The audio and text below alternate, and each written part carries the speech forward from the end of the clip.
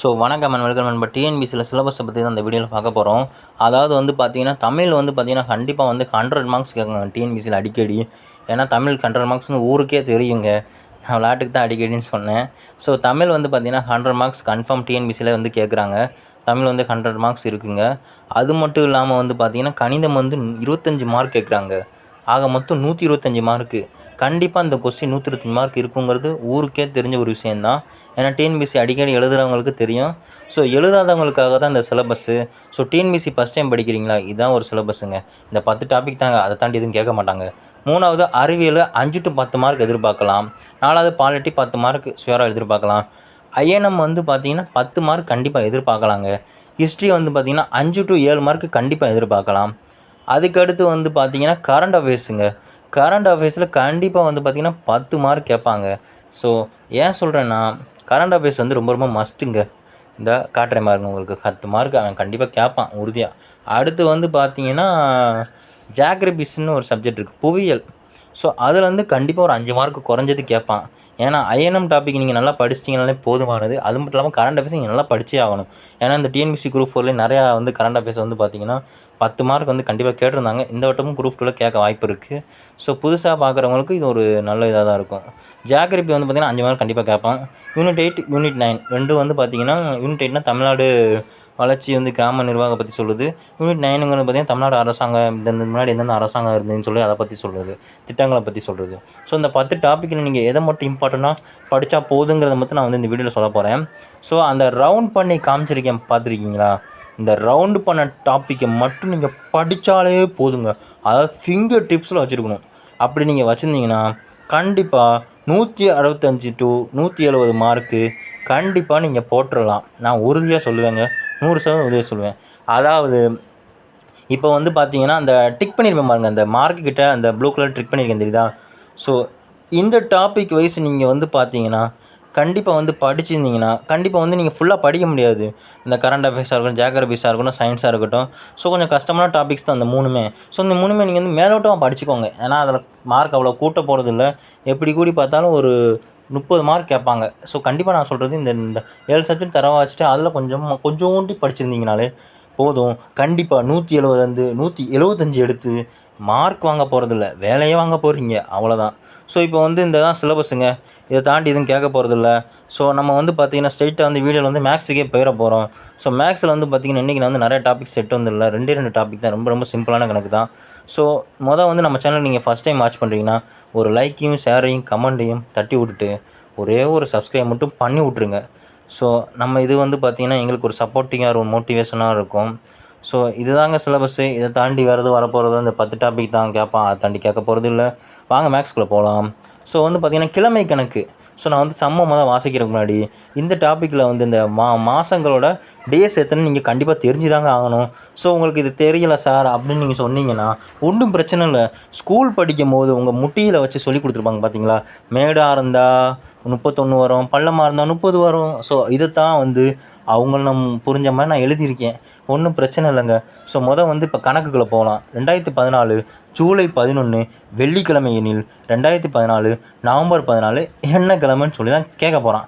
அதாவது சார் இப்படி கொடுத்துட்டாங்களே, நம்ம வந்து நார்மலாக எழுதி செஞ்சிங்கன்னா நேரம் போயிடும். ஸோ நான் வந்து உங்களுக்கு சிம்பிளாக எடுத்துகிட்டு வந்திருக்கேன். 2014 ஜூலை 11 எடுத்துக்கோங்க. எடுத்துகிட்டு ஜூலையில் மொத்தம் எத்தனை மாதம்? 31 நாள். சாரி, ஜூலையில் எத்தனை நாள்? மொத்தம் 31 நாள். நான் போட்டிருக்கேன் பார்த்தீங்களா? ஜூலை 31லேருந்து ஜூலை 11 கழிச்சிருங்க. அப்போ மீதி என்ன நாள் இருக்கும்? 20 நாள் இருக்குங்க கண்டிப்பாக. நான் செஞ்சுருக்கேன் பார்த்தீங்களா? ஜூலை 31லேருந்து ஜூலை 11 கழிச்சிட்டேன். மொத்தம் எத்தனை நாள் இருக்குது? 20 நாள் இருக்குது. ஸோ அப்போ நான் ஜூலை 21 எடுத்துக்கிட்டேன், ஆகஸ்ட்டு 31 எடுத்துக்கிட்டேன், செப்டம்பர் 30 நாளுங்கிறது நமக்கு தெரியும், அக்டோபர் 31 நாள். இங்கே தான் ஒரு ட்விஸ்ட்டு. நவம்பர் வந்து 14 நாள் தாங்க. அந்த 14 நாள் எடுத்து மொத்தத்தையும் கூட்டிருங்க. கூட்டினா எனக்கு வந்து 136, அதாவது 136 கிடைக்குது. இந்த 136ஓட வாரத்துக்கு மொத்தம் எத்தனை நாள்? 7 நாள். அதை வகுத்து விட்ருங்க. வகுத்தா மீதி வந்து ஒரு 3ங்கிற வேல்யூ எனக்கு கிடச்சிருக்கு. ஸோ புரியுதா உங்களுக்கு? ஸோ இந்த 3 கிடச்சிருக்குன்னா இப்போ அவன் கணக்கில் கொடுத்துருப்பான். வரும் இந்த மாதத்தில் வெள்ளிக்கிழமைனா அடுத்து என்னன்னு தான் கேட்டிருப்பாங்க. அதாவது வெள்ளிக்கிழமையை 0 ஆக்கிக்கோங்க. ஸோ நம்ம சைவர்னு எடுத்துக்கிட்டோம். இப்போ எனக்கு மீதி என்ன வந்திருக்கு? 3 வந்திருக்கு. அந்த 3ஓட வெள்ளிக்கிழமையை நீங்கள் கூட்டுங்க. வெள்ளி, சனி 1, ஞாயிறு 2, திங்கள் 3, அப்படி என்றால் எனக்கு விடை திங்கள் தான் ஆன்சர். வருதா? ஸோ நான் போட்டிருக்கேன் பார்த்துருக்கீங்களா? ஸோ இது தாங்க, வேறு எதுவுமே கிடையாதுங்க. சனிக்கிழமை 1, ஞாயிற்றுக்கிழமை 2, திங்கக்கிழமை 3, அவ்வளோதாங்க. ரொம்ப கஷ்டம்லாம் இல்லைங்க. ரொம்ப ரொம்ப சிம்பிளான கணக்கு. இந்த லாஜிக் மட்டும் நீங்கள் தெரிஞ்சுக்கிட்டீங்கன்னா இந்த கணக்கில் நீங்கள் தான் வின் பண்ண போகிறீங்க, வேலையை பிடிக்க போகிறீங்க, அவ்வளோதாங்க. ஸோ இப்போ நான் 2வது கணக்கு வந்துட்டேன். அதே மாடல் தான். நான் இப்போ ரொம்ப எலாபரேட்டாக சொல்ல போகிறதில்ல, மேலோட்டமாக சொல்கிறேன் உங்களுக்கு. 2014 மே 12 திங்கக்கிழமை, அதே ஆண்டில் ஜூலை 15 என்ன கிழமைன்னு சொல்லி கேட்குறான்.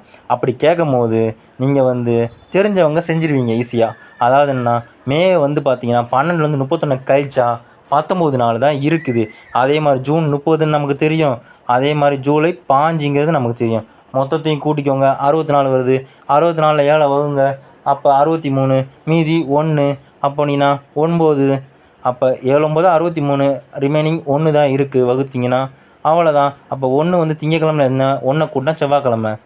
அவ்வளோதாங்க, ஆன்சர் வந்துருச்சிங்க. 0 திங்கக்கிழமைன்னா 1 செவ்வாய்க்கிழமை, அவ்வளோதான், விட வந்துருச்சு. ரொம்ப ரொம்ப சிம்பிளான கணக்கு தாங்க. ரொம்ப கஷ்டம்லாம் பட வேணாம். ஸோ இதிலே வந்து இன்னொரு டாபிக், இன்னொரு மாடல் இருக்குது, அதை நான் உங்களுக்கு செஞ்சு காட்டுறேன். ஸோ இது வந்து பார்த்தீங்கன்னா 3வது டாபிக். ஆகஸ்ட் 2014 புதன்கிழமை எனில் ஜூலை 10 2014 என்ன கிழமைன்னு கேட்டிருக்கான். சாரி, அந்த கணக்கில் தப்பு. ஜூலை 10 கிடையாது, ஜூன் 10 அப்படின்னு நான் எடுக்கணும். ஸோ கணக்கு மிஸ்டேக்கில் எழுதியிருக்கேன், தப்பாக எழுதியிருக்கேன். நீங்கள் எதுவும் மாற்றிக்காதீங்க. அங்கே ஜூன் 20ன்னு கொடுத்துருப்பாங்க. ஸோ ஜூன் 10லேருந்து ஜூன் 30 கழிச்சா எனக்கு என்ன ஆன்சர் வரும்? ஜூன் 20 வரும். நீங்கள் நல்லா பாருங்கள், தெரியுதா உங்களுக்கு? ஸோ நான் வந்து விசுவலாக வச்சுருக்கேன். ஜூன் 20 வருதா எனக்கு? ஸோ புரியுதா உங்களுக்கு?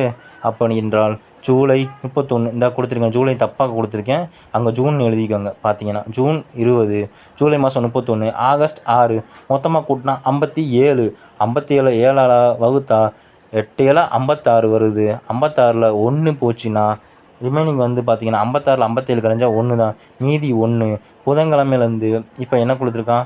முன்னாடி கொடுத்துருக்கான். அப்படின்னா உங்களுக்கு என்ன சொல்கிறது? இந்த கணக்கில் புரியுதா? ஆகஸ்ட்டுங்கிறது எனக்கு முன்னாடி உள்ள மாதத்தை கொடுத்துட்டான், ஜூலை தெரில. அப்போ இது ரிவர்ஸ் கணக்கு. ரிவர்ஸ் கணக்கு இருந்தால் ரிவர்ஸ்லேயே போகணும். புதன்கிழமை இருந்தால் ரிவர்ஸில் போகணும். ரிவர்ஸ் என்ன, செவ்வாய்க்கிழமை. அவ்வளோதான், ஆன்சர் முடிஞ்சு போச்சு. ஸோ இது ரிவர்ஸ் கணக்குங்க. இது ஒரு வேறு மாடலு. ஸோ இதுவும் அதே மாதிரி நீங்கள் செஞ்சு கன்ஃபியூஸ் பண்ணிக்காதீங்க. ஸோ நான் உங்களுக்கு வந்து ஒரு ஹோம்ஒர்க் கணக்கு கொடுக்குறேன். 2014 ஆகஸ்ட் 6 புதன்கிழமை எனில் அதே ஆண்டில் டிசம்பர் 12 என்ன கிழமை? ஸோ இந்த ஹோம்ஒர்க் கணக்கு நீங்கள் கமெண்ட் பாக்ஸில் கமெண்ட் பண்ணிடுங்க. ஸோ கரெக்டான ஆன்சர் நான் உங்களுக்கு என்னென்னு போட்டு விட்றேன். ஸோ இப்போ அதே மாடல் கணக்கில் வந்து இப்போ லீப் ஆண்டை பற்றி தான் பார்க்க போகிறோம். லீப் ஒரு இடத்துல ஸோ எந்த மாதிரி டாபிக் இருக்குதுன்னு சொல்லி பார்க்க போகிறோம். 2012 ஜனவரி 6 வெள்ளிக்கிழமை எனில் அதே ஆண்டில் மார்ச் 10 என்ன கிழமைன்னு தான் கேட்டிருக்கான். ஸோ இது லீப் வருஷம். லீப் வருஷம் வந்து கண்டுபிடிக்கிறது ரொம்ப ரொம்ப கஷ்டம்லாம் கிடையாதுங்க. அதே மாடல் தாங்க கணக்கு, ரொம்ப கஷ்டம்லாம் போட வேண்டாம். அந்த பிப்ரவரியில் 29 போட போகிறோம், அவ்வளோதான். வேறு எதுவுமே மாற்றமே கிடையாது. அதே மாதிரி தான் இதில் ரிவர்ஸில் கொடுத்தா ரிவர்ஸில் போட போகிறோம், அவ்வளோதான். சிம்பிள். ரொம்ப ரொம்ப கஷ்டம்லாம் கிடையவே கிடையாது. How to find the leap வருடம்னு சொல்லி கேட்டிருந்தீங்கன்னா, எந்த வருஷத்துலையும் 4ஆல் மீதி இல்லாமல் வகுத்துச்சுன்னா அதாங்க லீப் வருஷம். 2012 4ஆல் வகுங்க, 0 வரும் மீதி, அவ்வளோதான். அதான் லீப் வருஷம். ரொம்ப கஷ்டம்லாம் கிடையாதுங்க. இது வந்து ஸ்கூல் வாய்ப்பாடிலே நீங்கள் படிச்சிருப்பீங்க. வாய்ப்பாடு ஸ்கூல் பிள்ளை வாய்ப்பாடிலே இருக்கும். ஸோ அவ்வளோதான். இப்போ வந்து நம்ம வந்து செய்ய போகிறோம். ஜனவரியில் 25 6 போச்சுன்னா, 31ல் 6 போச்சுன்னா 25 மாதம், 25 நாள் தானே. ஜனவரி 24, பிப்ரவரி 29, மார்ச் 10 64, 7 64 வகுத்தா 9, மீதி 1 வருது. வெள்ளிக்கிழமை 0னா சனிக்கிழமை 1, அவ்வளோதான். ரொம்ப ரொம்ப சிம்பிள். நீங்கள் இந்த ஆடியோவை நல்லா, நான் பேசுகிற ஆடியோவை நல்லா கவனித்தாலே நீங்கள் செஞ்சுருவீங்க. ஸோ இப்போ அடுத்த மாடலில் போடுவோம், திறனாய்வு கணக்கு. ஸோ இது வந்து பார்த்தீங்கன்னா இன்ட்டு என்பது ப்ளஸ் ஆகும், வகுத்தல் என்பது மைனஸ் ஆகும் எனில் 42 இன்ட்டு 21 மைனஸ் 3 ப்ளஸ் 6 வகுத்தல் 4 மதிப்பு காண்க. போர்ட் மாஸ் ரூல் அப்ளை பண்ணணுங்க. இது போர்ட் மாஸ்ன்னு என்ன சொல்கிறேன், டிலேருந்து எடுத்துக்கோங்க. வகுத்தல், பெருக்கல், கூட்டல், கழித்தல். அதாவது டிஎம்ஏஎஸ்னா டினா டிவிஷன்னா வகுத்தல், பெருக்கல், கூட்டல் தான். ஸோ இது வந்து பார்த்திங்கன்னா நம்ம கன்வெர்ட் பண்ணிக்கணும். நான் கணக்கு அப்படியே எழுதிக்கிட்டேன். ஸோ 42 இருக்குது பார்த்தீங்களா, 42 இன்ட்டு இருக்குன்னா ப்ளஸ் ஆக்கிக்கினேன். இந்த 42 இன்ட்டுங்க ப்ளஸ் ஆக்கிக்கிட்டேன். புரியுதா உங்களுக்கு? கை வச்சு காமிக்கிறேன். அடுத்து வந்து பார்த்திங்கன்னா மைனஸ் இருக்கிற இடத்துல வகுத்தல் போட்டுக்கிட்டேன், கூட்டல் இருக்கிற இடத்துல பெருக்கல் போட்டுக்கிட்டேன், அவ்வளோதான். ரொம்ப சிம்பிள் கணக்கு. ஸோ கன்வெர்ட் பண்ணுறேன். அதாவது என்ன சொல்கிறது, நான் இந்த இது வந்து இந்த கிளாஸ்லேருந்து இந்த கிளாஸுக்கு மாற போகிறேங்கிற மாதிரி கன்வெர்ட் பண்ணிட்டேன் இவங்களை. ஸோ கன்வெர்ட் பண்ணி வந்து போர்ட் மாஸ் ரூல் தான் அப்ளை பண்ணணும். மொதல் வகுக்கணும், 2வது பெருக்கணும், 3வது கூட்டணும், 4வது கழிக்கணும். மொதல் எங்கே வகுத்தல் இருக்குது அடையாளம் பாருங்கள். ஸோ 21க்கும் 3 இடையில வகுத்தல் இருக்குது, 2 வகுத்துருங்க, 7 வரும் விட. அந்த 7 அப்படியே இறக்கிருங்க, அந்த அடையாளங்களை மாற்றாமல் அப்படியே இறக்கிருங்க. அங்கங்கே உள்ள அடையாளங்களை அங்கங்கே செட் பண்ணிடுங்க. அடுத்து வந்து பார்த்தீங்கன்னா பெருக்கல் அடையாளம் எங்கே இருக்குன்னு பாருங்கள். 7க்கும் 6க்கு இடையில பெருக்கல் பெருக்கடையில் இருக்குது. ரெண்டையும் பெருக்கி விட்ருங்க. 7 6 42. ஸோ 42 போட்டு 42 + 42 -4. இப்போ வந்து கூட்டிடுங்க. இப்போ கூட்டல் 3வது இடத்துல கூட்டல் வந்து நான் போட்டு மாசில் கூட்டிடுங்க. 42 + 42 எவ்வளவு? 84. இப்போ வந்து கழிக்கணும், கடைசி கழிக்கணும். 84 - 4 விடை 80. அவ்வளோதான் விடை. ரொம்ப கஷ்டம்லாம் கிடையாதுங்க. ரொம்ப ரொம்ப சிம்பிளான கணக்கு தான். இது வந்து பார்த்திங்கன்னா போன வருஷம் குரூப் 2லையோ இல்லை குரூப் 4லையோ கேட்டிருந்தாங்க இந்த கணக்கு. ஸோ தெரிஞ்சவங்க கரெக்டாக செஞ்சுருப்பீங்க, தெரியாதவங்க கஷ்டப்பட்டிருப்பீங்க. ஸோ இப்போ 2வது மாடல் போயிடுவோம். ப்ளஸ் என்பது வகுத்தளவும் மைனஸ் என்பது இன்ட்டுவும் = 5 - 3 வகுத்தல் 5 × 12 + 3 மதிப்பு காண்க அப்படின்னு கேட்டானா, அந்த நம்பர்ஸ் வேல்யூ கணக்கு எழுதிக்கோங்க. போர்டு மாசுங்கிற ஒரு டாபிக் எழுதிக்கோங்க. ஸோ அதை வந்து கன்வெர்ட் பண்ணுங்கள். அதாவது என்ன சொல்கிறது, அந்த கிளாஸ்லேருந்து இந்த கிளாஸ் நான் மாற போகிறேங்கிற மாதிரி கன்வெர்ட் பண்ணிட்டேன். அதாவது நான் 8th கிளாஸ் ஏ கிளாஸில் இருக்கேன், பி கிளாஸ் மாற போகிறேங்கிற மாதிரி கன்வெர்ட் பண்ணிட்டேன். அங்கங்கே இருக்கிற வேலையை அவன் கணக்கில் கொடுத்துருக்காங்க, அதை பார்த்து நீங்கள் மாற்றி எழுதிக்கோங்க. மாற்றி எழுதிட்டு போர்டு மாஸ் ரூலை அப்ளை பண்ணுங்கள். ரொம்ப ரொம்ப சிம்பிளான கணக்கு தான். கணக்கு நல்லா உங்களுக்கு தெளிவாக சொல்லி கொடுத்துருப்பேன். ஸோ அந்த வீடியோ ஸ்கிப் பண்ணாமல் பார்த்தீங்கன்னா தான் உங்களுக்கு புரியும். இடையிலையோ ஸ்கிப் பண்ணிங்கன்னா சத்தியமாக புரியாது. ஸோ அது வந்து வகுத்தல் அடையாளம் 12க்கு 3க்கு 4 வந்துச்சு. 5 × 3 + 5 - 4. அடுத்து பெருக்கல் அடையாளம் 5 × 3 45 + 5 - 4 அப்படியே இறக்கியாச்சு. அடுத்து வந்து கூட்டணும். 45 + 5 60. 60 - 4 தான் இருக்குது. அடுத்து கடைசி கழிக்கணும். ஸோ அப்போ விடை வந்து 56. அவ்வளோதாங்க. நான் வந்து ரொம்ப சிம்பிளாக செஞ்சாச்சுங்க. அவ்வளோதான். இந்த கணக்கு வந்து கண்டிப்பாக கேட்பாங்க. அடுத்தடுத்த எக்ஸாம்களில் வரத்தான் வாய்ப்பு இருக்குது. ஸோ இவ்வளோ தான். இது வந்து பார்த்திங்கன்னா இன்னொரு மாடல். ஏ என்பது வகுத்தலும், பி என்பது பெருக்கலும், சி என்பது கூட்டலாகவும், டி என்பது கழித்தலாகவும் வச்சுக்கிட்டா 20A 5C 7B 4D 16 அப்படின்னு கேட்டான். ஐயோ இப்படி புதுசாக இருக்குன்னு சொல்லி பயப்படலாம் வேணாங்க. ரொம்ப சிம்பிள் தாங்க. ஏ இருக்க இடத்துல வகுத்தல் அடையாளம் போட்டுக்கோங்க, சி இருக்க இடத்துல கூட்டல் அடையாளம் போட்டுக்கோங்க, பி இருக்க இடத்துல பெருக்கல் அடையாளம் போட்டுக்கோங்க, டி இருக்க இடத்துல அந்த கழித்தல் அடையாளம் போட்டுக்கோங்க. அந்த அடையாளத்தை தான் அப்படியே போட போகிறேன். அதே போர்டு மாஸ் தான், அதே டெய்லர் அதே வாடகைங்கிற மாதிரி தான். ரொம்ப சிம்பிள் தான். அதே கணக்கு தான், அதே மாடல் தான். என்ன நம்பர் இருக்கிற இடத்துல அடையாளத்தை போட போகிறேன், வேறு எதுவுமே கிடையாதுங்க. அந்த அடையாளத்தை போட்டு நீங்கள் அந்த நான் சொன்னேன் இதுக்கு முன்னாடி செஞ்சு காமிச்சல ஒரு கணக்கு, அந்த கணக்கு மாதிரியே தாங்க வரப்போகுது. அந்த ரூல்ஸ் அப்ளை பண்ணி நீங்கள் அந்த பெருக்க வேண்டியதை பெருக்கி, கூட்ட வேண்டியதை கூட்டி, கழிக்க வேண்டியதை கழித்து, வகுக்க வேண்டியதை வகுத்து முதல்ல நீங்கள் வகுக்கணும். அந்த போர்டு மாஸ் ரூல் படி போட்டு செஞ்சிங்கன்னா விடை வந்து கண்டிப்பாக வந்து பார்த்திங்கன்னா 16 தான் வரும். அதாவது வகுத்து காட்டுறேன். 20 × 5 எவ்வளவு? 4. 4லேருந்து அடுத்து என்ன செய்யணும்? பெருக்கணும். 7 × 4 7 4 28. 28 வந்துச்சா? 28லேருந்து அடுத்து என்ன செய்யணும்? கூட்டணும். 28 + 4 32 வந்துச்சா? 32 - 16 என்ன? 14 32 போனால் 16. அவ்வளோதான் விடை. ஸோ 16 தான் இந்த கணக்குக்கான சரியான விடைன்னே சொல்லலாம். ஸோ இந்த கணக்கு வந்து இந்த 2 மாடல் உங்களுக்கு புரிஞ்சிருக்கும்னு நினைக்கிறேன். ஸோ நான் வந்து பார்த்திங்கன்னா அடுத்த ஒரு கணக்கு வந்து உங்களுக்கு ஒரு ஹோம்ஒர்க் கணக்கு கொடுக்க போகிறேன். ஸோ ஹோம்ஒர்க் கணக்கெலாம் கரெக்டாக பார்த்து செஞ்சுருங்க. செஞ்சு கமெண்ட் பாக்ஸில் கமெண்ட் பண்ணிடுங்க. எனக்கு வந்து ஒரு மோட்டிவேஷனாக இருக்கும். நான் வந்து உங்களுக்கு சொல்லிக் கொடுக்குறதுக்கு வந்து எனக்கு ஒரு ஆர்வமாக இருக்கும். நீங்கள் எனக்கு பண்ணுற ஒரே ஒரு முக்கியமான வேலை சப்ஸ்கிரைப் மட்டும் பண்ணிங்க. எனக்கு மோட்டிவேஷன் பண்ணுங்கள். தேங்க்ஸ் ஃபார் வாட்சிங். இந்த